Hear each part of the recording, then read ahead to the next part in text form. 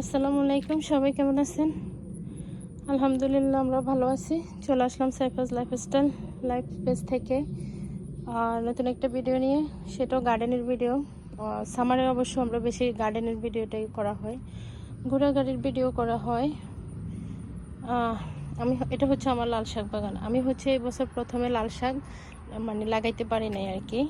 তো এখন হচ্ছে সামারের প্রায় মাঝামাঝি এসে এই জায়গাটাতে লাল শাক ফেলছি, কারণ এই জায়গাটাতে আমি ডালিয়া ফুল গাছের যে ইয়াগুলো দেওয়া হয় সেগুলো দিয়েছিলাম। আমার ফুল গাছটা হয় নাই। এই যে ওই দিকের ফুল গাছগুলো হয়েছে, গাছ উঠছে, এখানে একটাও ওঠে নাই। তো পরে আমি লাস্টে গিয়ে লাল শাকটা ফেলছি। পরে লাস্টে গিয়ে আমার এই লাল শাকগুলো হয়েছে, ওই যে ওই দিকেও ফেলছি। শুধু টবে টবে ইয়ে করছিলাম, লাল শাক দিয়েছিলাম, সেই ভিডিও আমার ফেজে আছে।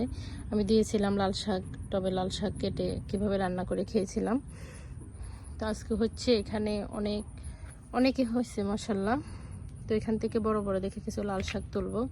এই যে নিচে কিন্তু প্রচুর ছোট আছে, আমি যখন বড়গুলো তুলে দিব তখন ছোটগুলো একটু বড় হবে। তো চলুন বিসমিল্লাহ বলে তুলি লাল শাক।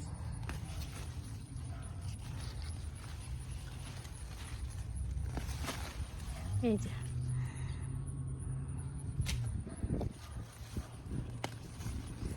তারপর কি অবস্থা আপনাদের কার কি অবস্থা বলুন। কে কে আমার মতো গার্ডেন করেন? আমি তো বিদেশে বসে বসে গার্ডেন করতেছি, আপনারা দেশে কে কে ছাদ বাগান করেন, কে গার্ডেন করেন, আঙ্গিনায় লাগান, জানাবেন।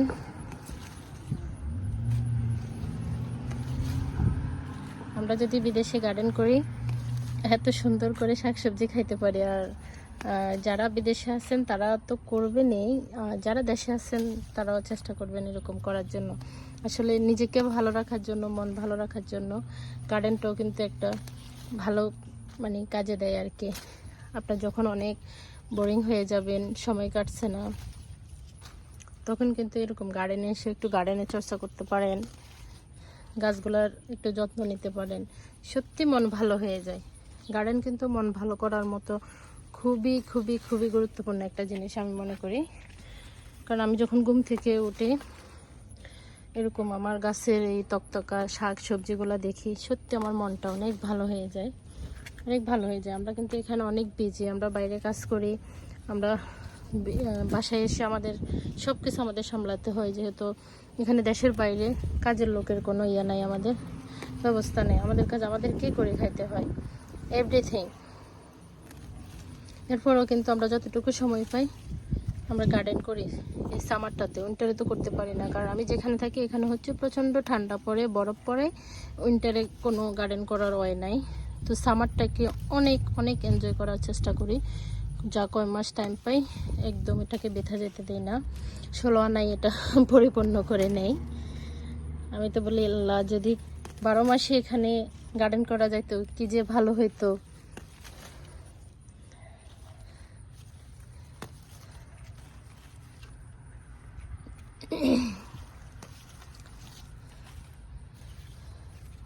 বাচ্চারাও কিন্তু লাল শাক পছন্দ করে, বাচ্চারা কিন্তু সব শাক খায় না, আমার বাচ্চারা কিন্তু লাল শাকটা ওরা খায়, এজন্য আরও ভালো লাগে। তো প্রথমে আমি করতে পারি নাই, কিন্তু আমি অনেকের লাল শাক খেয়েছি। এই যে এই সেটটা ফাঁকা করছি এখন, এই যে এগুলো এখন ছোট আছে, আবার এগুলো যখন একটু বড় হবে ওইগুলো নিচে আরও ছোট আছে। আমরা কিন্তু সিডস কিন্তু একসাথেই ফেলি, কিন্তু বুঝতে পারি না সামহাও কেন জানি কিছুগুলো একদম নিচে পড়ে যায়, কিছু অনেক বড় হয়ে যায়। এই যে এই শাকটাকে কয়েকবার করে ধাপে ধাপে ধাপে ধাপে তুলে তুলে খাওয়া যাবে। একটা বড় হবে, ওটা তোলার পরে আবার একটু বড় হবে, সেটা তোলার পরে আবার একটু বড় হবে, এভাবে অন্তত 3 থেকে 4 দফায় শাক তুলে খাওয়া যায়।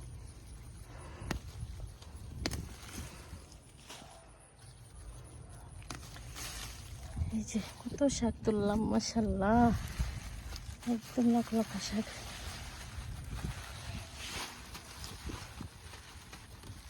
এই যে ওয়াও, এই তো অনেক সুন্দর মাশাআল্লাহ।